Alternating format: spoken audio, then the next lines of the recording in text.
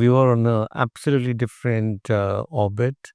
Very, very excited that we had this opportunity to come back to India and live our dream of actually setting up a social enterprise. And yeah, it was exciting. I still remember we out of habit we went and checked into Trident because we had a lot of points from Hilton, those late night meetings, early morning. So yeah, it was a roller coaster. We actually shortlisted 3 organizations who we felt could actually be our potential partners.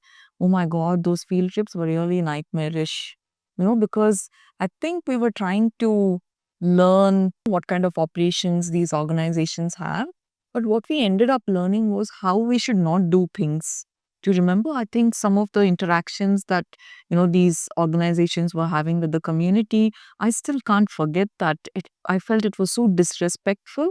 On one hand, we were thinking that credit with dignity can actually change lives. But what we were seeing in reality was, something different altogether. Even to get our first partner was such a huge challenge. But I remember we hit a roadblock because we were trying to get legal clarity. You want to talk that a bit about that? Oh God, I used to go with, dad to all these chartered accountants, trying to see how do we actually set up Runway. But I also realized that it was such a new idea that people were struggling to get clarity on how do we help them structure. And some of them really scared me. They were like, who are you guys and why are you even talking about this? And they quoted all these laws, which we'll be violating and they would put me behind bars. But something that really amazed me was how resilient dad was. And he just kept taking me from one chartered accountant to another because he knew, I wouldn't give up. So he didn't want to give up on the whole idea. But those if you remember the early days when we were still looking at building the prototype, we used to get up at 4 in the morning, reach out to friends and family for Seriously. tech and design.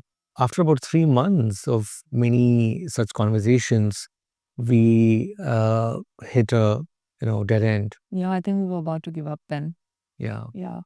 So that is where we just then when we were about to give up, something magical happened. Right, we got connected to Sharath Hegde. Sharath Hegde was the first employee of Infosys. He was convinced that we are onto something. And he then connected us with this bunch of techies. So I think uh, these were moments when we felt that we were not alone. There was somebody who was guiding us in the right direction. Yeah, absolutely. I think at every stage during that year, magic happened. We were about to give up, then something happens, and things just magically got resolved for us.